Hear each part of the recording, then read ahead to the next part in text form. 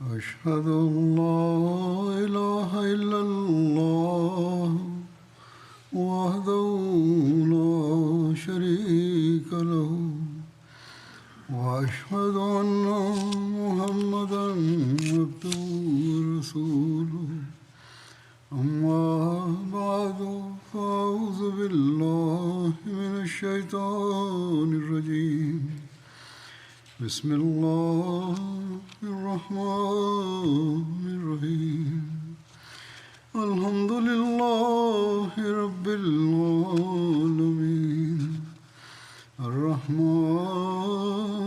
الرحيم مالك يوم الدين إياك نعبد وإياك نستعين اهدنا الصراط المستقيم صراط الذين أنعمت عليهم غير المغضوب عليهم ولا الضالين.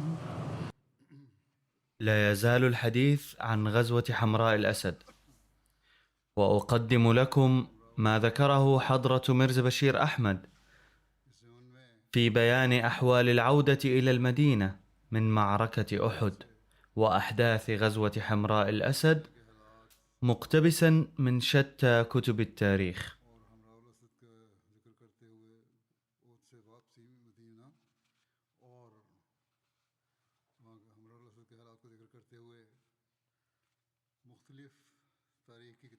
لقد كتب حضرته: كانت هذه الليلة، أي التي تلت العودة من معركة أحد، ليلة خوف شديد، فبالرغم من أن جيش قريش كان قد اتجه نحو مكة، إلا أنه كان هناك خوف بأن تحركهم هذا ربما يكون بقصد تغفيل المسلمين وللعودة لشن الهجوم على المدينة.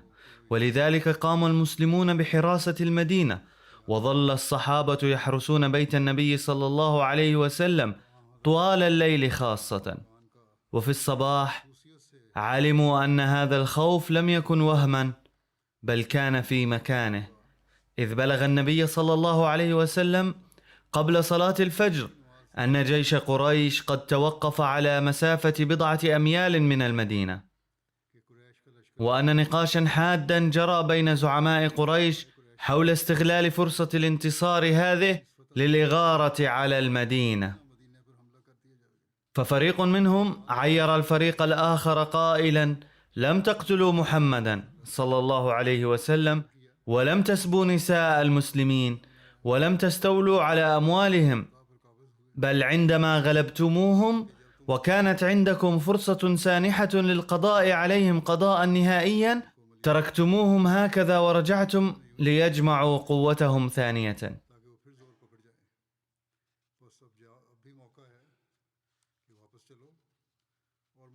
لا تزال أمامكم فرصة للعودة وشن الغارة على المدينة لقطع دابر المسلمين.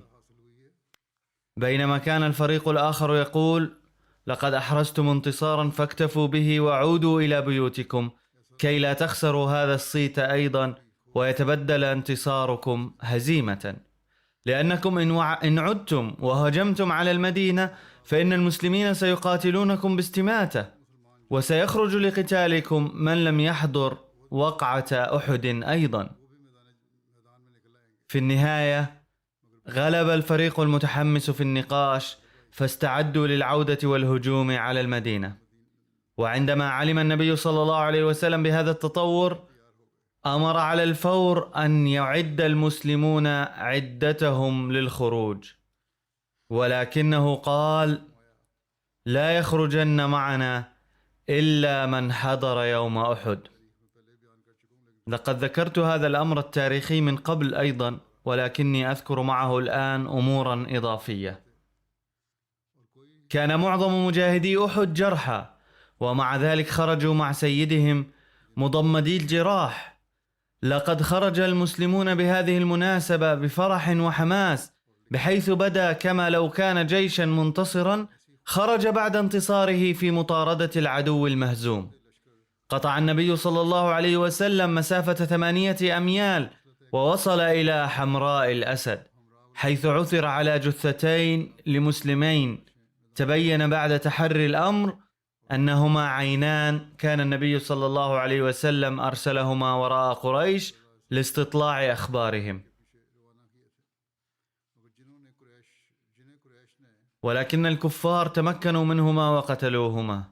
فأمر النبي صلى الله عليه وسلم بحفر قبر ودفن الشهيدين فيه معا. كان المساء قد حل، فأمر النبي صلى الله عليه وسلم بالنزول هناك وبإشعال النيران في أماكن مختلفة. وفي غضون بضع دقائق أشعلت في ميدان حمراء الأسد 500 نار تبث الرعب في قلب الرائي. ولعله في هذه المناسبة حضر معبد الزعيم المشرك من بني خزاعة إلى النبي صلى الله عليه وسلم، وأبدى له أسفه على قتلى أحد، ثم أخذ سبيله. وفي صباح اليوم التالي وصل إلى الروحاء، فوجد أن جيش قريش نازل هناك وهو يتجهز للعودة والهجوم على المدينة. فتوجه معبد إلى أبي سفيان فورا وقال له: ما هذا الذي تعمل؟ والله لقد تركت حالا محمدا صلى الله عليه وسلم في حمراء الأسد بجيش لم أر مثله في الهيبة والشوكة، وإنهم متحمسون ومصممون على محو الندامة التي أصابتهم في معركة أحد، وسيقضون عليكم بمجرد رؤيتكم.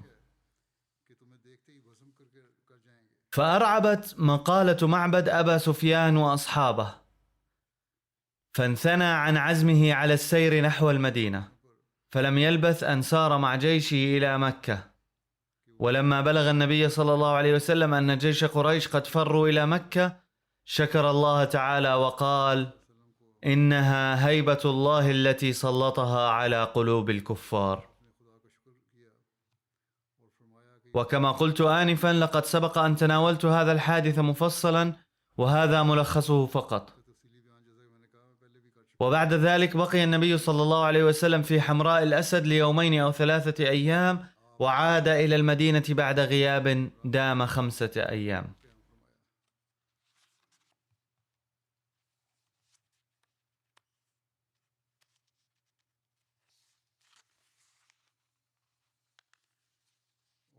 في هذه المهمة أسر المسلمون جنديين من قريش، أحدهما كان خائنا والآخر جاسوسا، وكان عقوبتهما القتل في قوانين الحرب.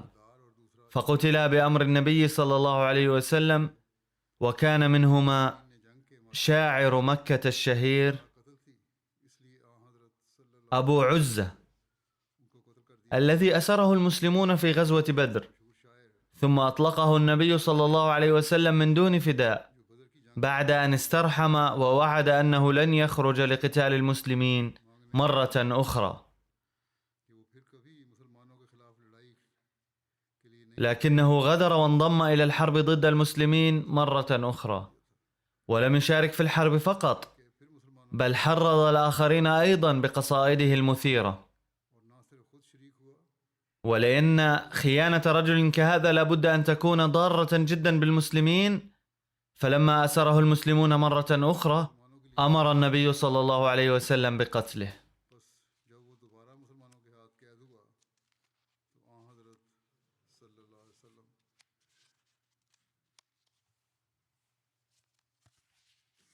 فحاول أبو عزة أن يسترحم كالمرة السابقة بالاعتذار باللسان، لكن النبي صلى الله عليه وسلم رفض وقال: لا يلدغ المؤمن من جحر واحد مرتين.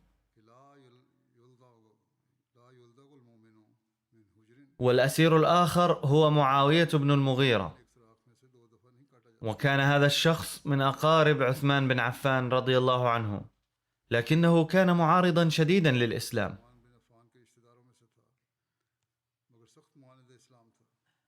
وبعد غزوة أحد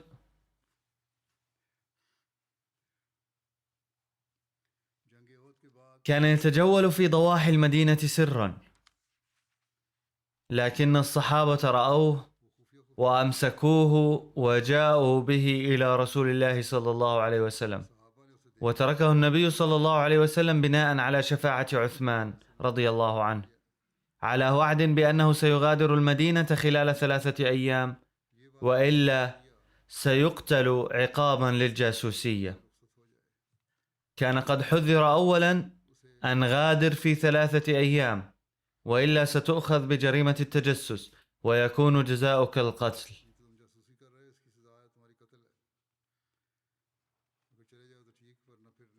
إذا ذهبت فلا بأس، وإلا فلا. وكان معاوية قد وعد بأنه سيخرج في 3 أيام، ولكنه وجد يتجول هناك بطريقة سرية حتى بعد مضي هذه المدة فقتل.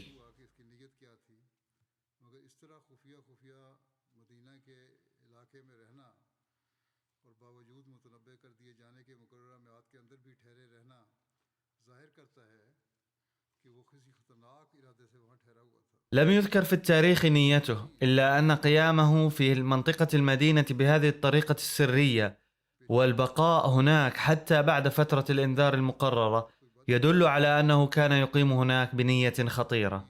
ولا عجب أنه ندم على نجاة النبي صلى الله عليه وسلم في معركة أحد، وجاء إلى المدينة بمكيدة ضد النبي صلى الله عليه وسلم، وأراد أن يقوم بهجوم سري عليه متآمرا مع اليهود أو المنافقين في المدينة، لكن الله تعالى حماه صلى الله عليه وسلم ولم ينجح هذا في خطته. وهناك مناقشات طويلة حول نتائج معركة أحد، فيصف بعض كتاب السيرة غزوة أحد بأنها هزيمة للمسلمين، والبعض يخجلون عموما من تسميتها نصرا ويريدون أن يتبنوا رأيا متوسطا، ولكن هناك من يسميها عموما نصرا بعد هزيمة، مع أن الواقع هو أننا إذا نظرنا إلى قواعد الحرب وعاداتها في ذلك الوقت فإنه بموجبها لا يمكن القول إن المسلمين انهزموا في معركة أحد. فكيف كانت الهزيمة؟ أو كيف كان انتصار الكفار؟ إذ كان المسلمون لا يزالون موجودين في الميدان حين خرج أبو سفيان من ميدان أحد واتجه إلى مكة وهو يرفع هتافات فارغة، وكذلك رفع هناك هتافا فارغا أن اليوم قد أخذنا ثأر يوم بدر، مع أن هذا أيضا كان محض هتاف. كيف كان ثأر يوم بدر؟ ففي بدر قتل رؤساء الكفار ومنهم قائدهم، وأسر 70 من أهلهم في بدر، ونال المسلمون غنائم كثيرة في بدر، وأقام المسلمون منتصرين في بدر 3 أيام حسب العادة المعروفة، وهرب جيش الكفار من هناك. بينما يوم أحد لم يتنعم الكفار ولو بواحد من هذه الأمور، فكيف يكون هذا ثأر بدر؟ ولذلك فحتى يوم أحد لم ينهزم المسلمون هزيمة قط، ولكن بعد انتصار واضح في المرحلة الأولى تكبد المسلمون خسائر فادحة للأرواح في المرحلة الثانية. لكن في نهاية المطاف بقي المسلمون في ميدان أحد، ومنع تأييد غيبي بقوته كفار مكة من تحقيق النصر الكامل، وظلوا محرومين من إلحاق مزيد من الضرر بالمسلمين، ورجعوا من ميدان أحد خائبين حسب عادات الحرب في ذلك الزمن. عندما نرى مطاردة العدو التي قام بها المسلمون في اليوم التالي مباشرة من حمراء الأسد بنظرة جماعية مع الأحداث المذكورة، فإن معركة أحد تتراءى كفتح مشرق واضح، وإن صدمة هزيمة مؤقتة أصابت المسلمين في ميدان أحد أصبحت مصدرا لمصالح كثيرة للمسلمين وللأزمنة اللاحقة. يقول ميرزا بشير أحمد رضي الله عنه: لا تحتل معركة أحد أهمية كبيرة من حيث النتائج الدائمة، كما لا أهمية لها مقابل معركة بدر، ولكن مما لا شك فيه أن معركة أحد ألحقت بالمسلمين أضرارا من بعض الجوانب، منها أولا قتل فيها 70 فردا منهم بمن فيهم بعض من كبار الصحابة، وكان عدد الجرحى أيضا كبيرا. ثانيا إن يهود المدينة والمنافقين الذين أرعبوا نتيجة معركة بدر ارتفعت معنوياتهم لدرجة أن عبد الله بن أبي وأشياعه سخروا من المسلمين واستهزأوا بهم علنا وطعنوا فيهم. ثالثا، تشجع قريش مكة كثيرا وشعروا في قرارة قلوبهم أنهم لم ينتقموا لهزيمتهم في بدر فقط، بل كلما هاجموهم في المستقبل مجتمعين سوف يتغلبون عليهم. رابعا، أصبحت القبائل العربية أكثر جرأة بعد معركة أحد، ولكن على الرغم من هذه الأضرار فإن الحقيقة البينة هي أن الخسائر التي ألحقتها معركة بدر بقريش لم يعوضها فتحهم المؤقت في معركة أحد. ففي معركة بدر قتل كافة زعماء مكة الذين كانوا في الحقيقة روح حياة قريش القومية، وقطع دابر هذا القوم بكل معنى الكلمة كما يقول القرآن الكريم، وكل ذلك حدث على أيدي قوم كانوا ضعفاء إلى أقصى الحدود مقابلهم من حيث العدة والعتاد.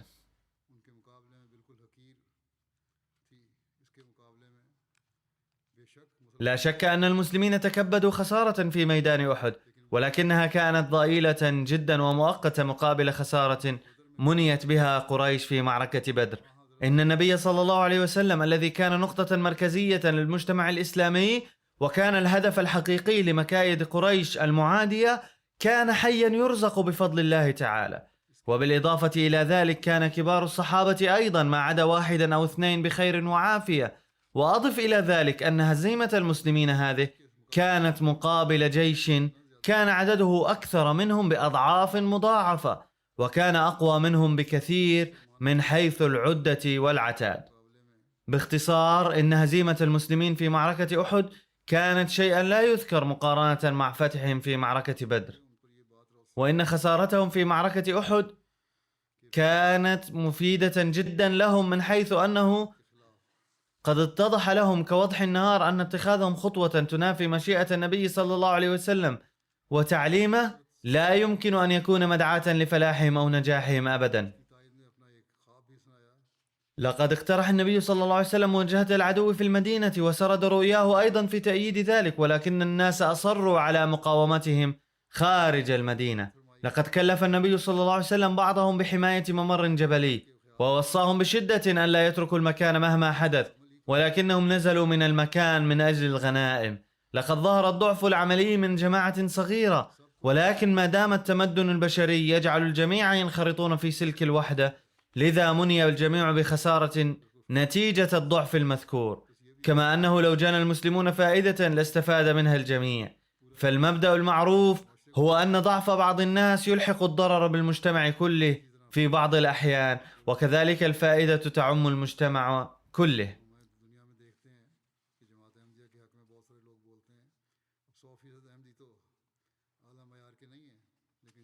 نرى أن كثيرا من الناس في العالم يشيدون بالأحمديين، مع أن جميع الأحمديين ليسوا على مستوى أعلى، ولكن الناس يأخذون انطباعا جيدا من بعض الأحمديين فيحسبون جميعهم سواسية. إذا كانت الهزيمة المؤقتة في معركة أحد مدعاة للألم والضرر من ناحية، فقد كانت من ناحية أخرى درسا مفيدا للمسلمين، ومن حيث كونها مدعاة للألم كانت عرقلة مؤقتة في طريق المسلمين، ولكنهم سرعان ما انطلقوا بأقدام حثيثة نحو تحقيق هدفهم وإلى غايتهم المتوخاة كسيل عارم يتوقف قليلا ثم ينطلق بسرعة أكبر. لقد علق سيدنا الخليفة الرابع رحمه الله في أحد خطاباته على أحداث وقعت بعد معركة أحد وفيما يلي بعض النقاط من خطابه. أولا، لم تكن خطوة أخرى أفضل للقضاء على الشعور بالهزيمة لدى المسلمين من أخذهم دون توقف إلى ساحة القتال من أجل معركة جديدة. ثانيا، لقد أثبت النبي الكريم صلى الله عليه وسلم قطعا من خلال عدم السماح للشباب والمجاهدين الجدد بمرافقته أنه لم يكن يعتمد على أسباب خارجية، بل كان صادقا في دعواه ويقينه، وكان توكله الحقيقي على الله ربه بأنه حقا قادر على نصرته. ثالثا، وبهذا القرار واسى النبي صلى الله عليه وسلم أصحابه الذين لم تثبت أقدامهم في ميدان أحد، وأعرب عن ثقته الكاملة فيهم بأنهم ما كانوا ليولوا الدبر حقيقة، إنما اضطروا لذلك جراء الأوضاع المفاجئة والظروف القاهرة. لا توجد حالة واحدة في تاريخ الحروب البشرية أعرب فيها قائد أي جيش عن مثل هذه الثقة الكاملة في جيشه الذين تخلوا عنه قبل ساعات قليلة فقط، بحيث هربوا من الميدان تاركينه وحيدا حتى لم يبقى حوله سوى القليل من المخلصين. رابعا، ومما يثبت أن ثقة النبي الكريم صلى الله عليه وسلم فيهم كانت صحيحة 100% ولم يكن قرارا عاطفيا، هو أن جميع مجاهدي أحد دون استثناء انضموا إلى النبي صلى الله عليه وسلم في هذه الحملة الخطيرة للغاية بكل عزيمة وحماس، رغم عدم قدرة البعض على المشي. ولم يتراجع أحد منهم قائلا بأن هذه المهمة بمنزلة انتحار، ولم يعترض أحد قائلا بأنه ليس من الحكمة الارتماء في براثن العدو القوي الظالم بعد النجاة منه. إن قرار سيدنا محمد صلى الله عليه وسلم بملاحقة العدو في اليوم الثاني من أحد هو منة عظيمة على أصحابه لم يفعلها أي قائد بجيشه مثلها،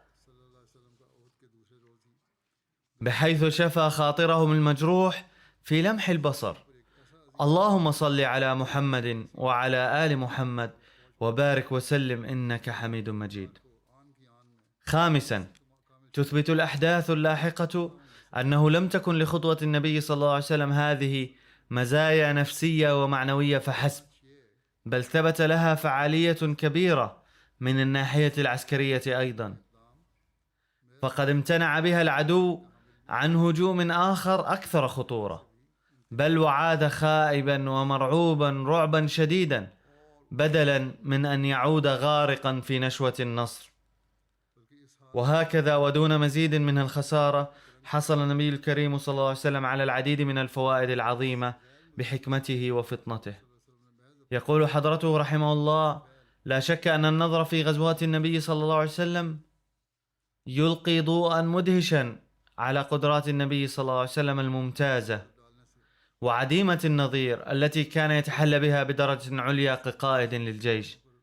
لكن لم يكن النبي صلى الله عليه وسلم من أوله إلى آخره خبيرا حربيا فحسب، بل كان قائدا أخلاقيا وروحيا أعطيت بيده راية مكارم الأخلاق، وهذا الأمر هام جدا. فالجهاد العظيم الذي انخرط صلى الله عليه وسلم فيه من أجل رفع راية الأخلاق الرفيعة كان نضالا متواصلا لا ينتهي، وقد استمر هذا النضال في حالة السلم كما في حالة الحرب، وحمى صلى الله عليه وسلم هذا العلم في النهار كما في الليل أيضا. نجح العدو مرارا وتكرارا في إلحاق ضربات جسدية شديدة وجروح أليمة بالرسول الكريم صلى الله عليه وسلم وأصحابه، لكن الرسول صلى الله عليه وسلم لم يسبح أبدا للحظة أن يؤدي ذلك المساس براية الأخلاق هذه ولو بشكل ضئيل جدا، أي يتراءى لنا صدور الأخلاق العالية منه رغم كل ذلك. فكانت هذه الراية في يدي النبي صلى الله عليه وسلم المقدستين ترفرف عاليا في المدارج السماوية عندما كان جسد النبي صلى الله عليه وسلم يسقط على أرض أحد الصخرية إثر تعرضه لجروح بليغة.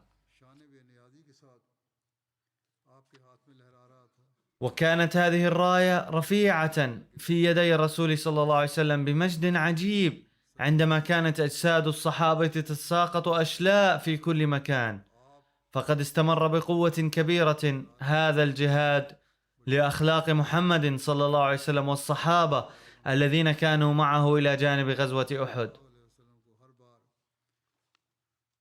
لقد أحرز الفاتح الأعظم سيدنا محمد صلى الله عليه وسلم نصرا عظيما دائما في المعركة الأخلاقية، في كل معركة أخلاقية، وخرج سالما من وسط هذه الزلازل الرهيبة التي كانت قادرة على هدم مباني الأخلاق الشاهقة والقوية.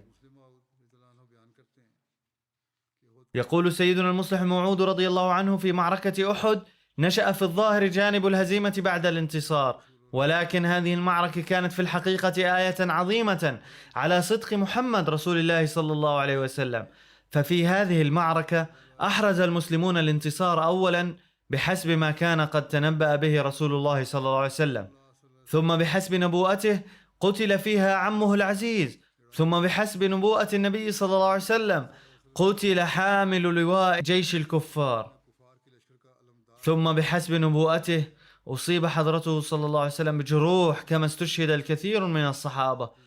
وإضافة إلى ذلك قد سنحت للمسلمين فرصة لإظهار الإخلاص والإيمان اللذين لا نجد لهما نظيرا في التاريخ. يقول سيدنا المصلح الموعود رضي الله عنه بيانا لكون معركة أحد انتصارا عظيما، وكيف بدأ النبي صلى الله عليه وسلم مهام التعليم والتربية بعدها. في هذه المعركة قتل كثير من المسلمين وأصيب الكثيرون، ومع ذلك لا يمكن وصف هذه المعركة بالهزيمة، بل كانت انتصارا عظيما. وسوف يظل المسلمون يزيدون إيمانهم بتذكرها إلى يوم القيامة. فبعد الوصول إلى المدينة بدأ النبي صلى الله عليه وسلم مهمته الأصلية، أي التعليم والتربية وإصلاح النفوس، إلا أنه لم يستطع إنجاز هذه المهمة بسهولة، إذ بعد معركة أحد تشجع اليهود أكثر، وبدأ المنافقون أيضا ينشطون، وظنوا أن البشر يقدر على القضاء على الإسلام بقوته، فبدأ اليهود يؤذونه، حيث كانوا ينظمون أبياتا خبيثة يهينون فيها حضرته صلى الله عليه وسلم وعائلته.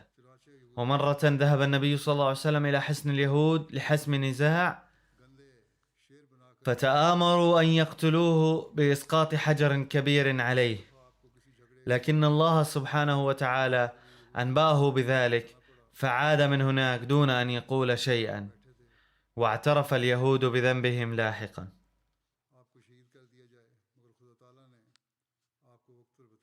هنا ينتهي بيان الأحداث بعد معركة أحد ومعركة حمراء الأسد.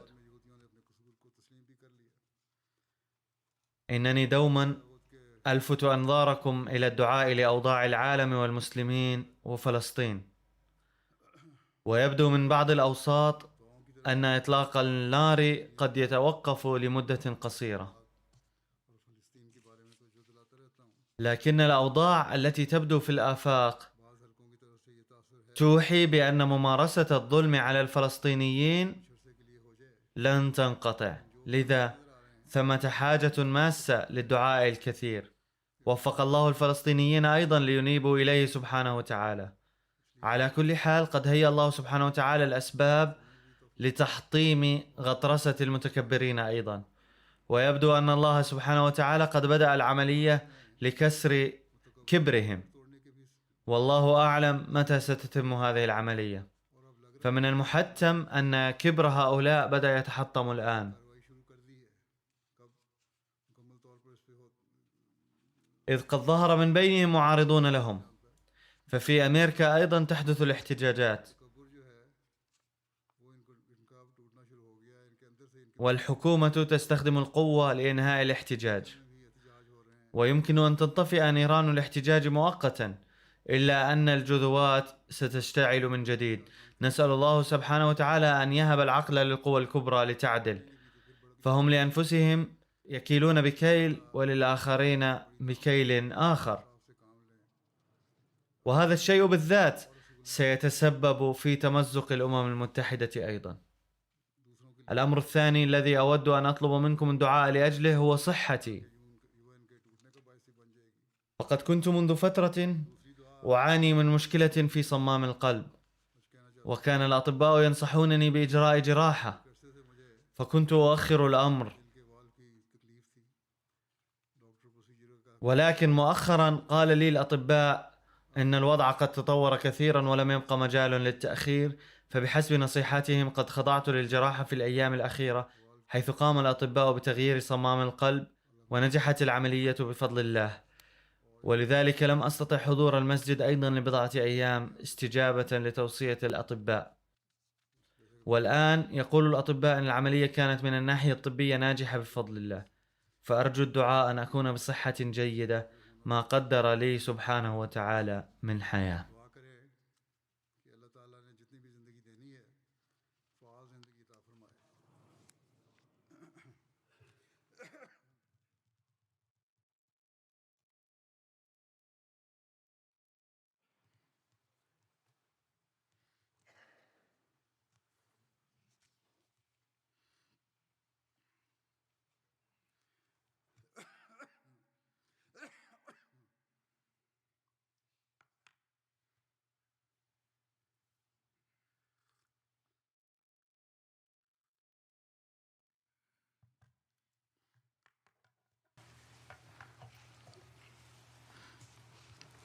الحمد لله نحمده ونستعينه ونستغفره ونؤمن به ونتوكل عليه ونعوذ بالله من شرور أنفسنا ومن سيئات أعمالنا من يهده الله فلا مضل له ومن يضلل فلا هادي له ونشهد أن لا إله إلا الله ونشهد أن محمدا عبده ورسوله عباد الله رحمكم الله إن الله يأمر بالعدل والإحسان وإيتاء ذي القربى وينهى عن الفحشاء والمنكر والبغي يعظكم لعلكم تذكرون اذكروا الله يذكركم وادعوه يستجب لكم ولذكر الله أكبر.